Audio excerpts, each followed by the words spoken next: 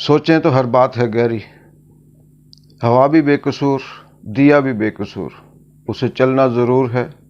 इसे जलना ज़रूर है। बिस्मिल्लाहिर्रहमानिर्रहीम। मैं हूँ इकबाल जंजुआ,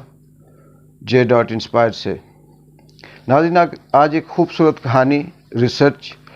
मैं आपको सुनाता हूँ, जिससे ये नतीजा अख़ज़ किया गया है कि मुतमईन ज़िंदगी कैसे गुजारी जाती है। हार्वर्ड यूनिवर्सिटी में गुज़श्ता 60-70 साल का डेटा जमा किया गया और उस पर रिसर्च की गई, जिसके मुताबिक हार्वर्ड यूनिवर्सिटी के टॉप ग्रेजुएट को फॉलो किया गया। इसमें इनकी ज़िंदगी का जायज़ा लिया गया और फिर इन स्टूडेंट्स में से 2-3 ऐसे थे जो अमेरिका के सदर बने, कुछ ऐसे थे जो साइंसदान बने, कुछ ऐसे थे जिनको नोबल इनाम से नवाजा गया, कुछ ऐसे थे जो कन्विक्ट हुए और जेलें काटी, कुछ ऐसे थे जिन्होंने ख़ुदकुशियाँ की, कुछ आर्टिस्ट बने, कुछ दुनिया के टॉप लेवल पे उन्होंने अपने आप को मनवाया। मुख्तलिफ़ फील्ड्स में वो आए, खेलों की फील्ड्स में आए, टॉप के प्लेयर्स बने। इन तमाम तुलबा की ज़िंदगी का स्टडी की गई, जायज़ा लिया गया और देखा गया कि इनमें से मुतमईन और ख़ुश ज़िंदगी कौन गुजारते हैं। तो आप ये जानकर हैरान होंगे कि जब इनकी रिसर्च की गई, इन पे स्टडी की गई, तो पता चला कि इन सारी चीज़ों में इस रिसर्च के अंदर एक बात जो इन सब के अंदर कॉमन थी, वो सेंस ऑफ बीइंग, जिसे सेंस ऑफ ह्यूमन बीइंग कहते हैं,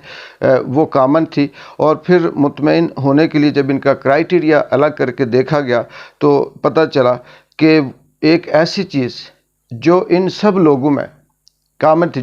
यानी आप याद रखिएगा, जो मुतमईन और ख़ुश ज़िंदगी गुजार रहे थे, और उनमें ये था कि उनके अंदर रिश्ते बनाने की, रिश्ते निभाने की जो सलाहियत थी वो सबसे ज़्यादा थी।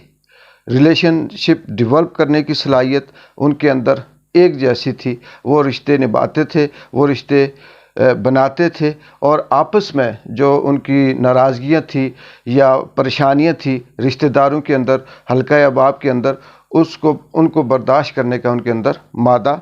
एक जैसा था, ज़्यादा था। और यही वो लोग थे जो मुतमईन ज़िंदगी गुजारते थे। इस रिसर्च से ये पता चला नाज़रीन कि रिश्ते कहीं भी हों, चाहे हम अपने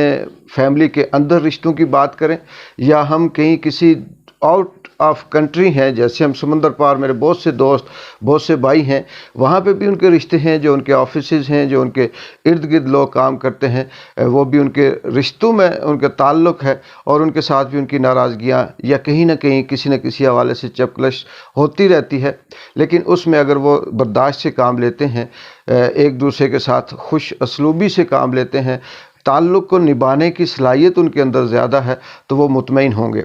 हम अगर थोड़ा सा गौर करें तो हमें ये चीज़ वाज़े तौर पे समझ आएगी कि हमारे इर्द गिर्द भी जो लोग ज़्यादा परेशान होते हैं, जो लोग ज़्यादा मुतमईन नहीं होते, और अक्सर वो हमें कहीं होटलों में या किसी भी स्कूल, कॉलेज, यूनिवर्सिटी या ऑफिस में बैठे हमारे साथ ये डिस्कस कर रहे होते हैं कि हमारे पास सब कुछ है, पैसा है, घर है, गाड़ी है, सब कुछ है, लेकिन सुकून नहीं है।